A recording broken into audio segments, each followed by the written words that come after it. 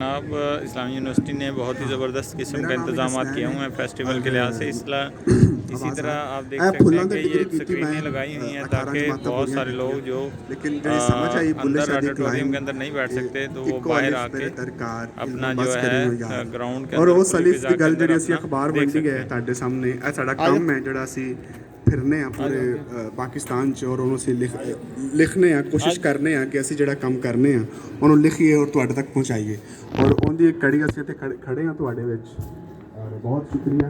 ਅੱਜ ਮੈਂ ਸਟੇਜ ਤੇ ਮੌਜੂਦ ਨਹੀਂ ਸਾਂ ਔਰ ਸਾਂ ਲੇਕਿਨ ਨੈਕਸਟ ਟਾਈਮ ਜਦੋਂ ਆਵਾਂਗੇ ਅਸੀਂ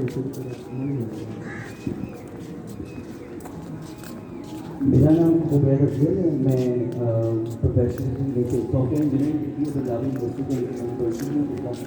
मैं फ्रीलांस काम कर रहा हूँ।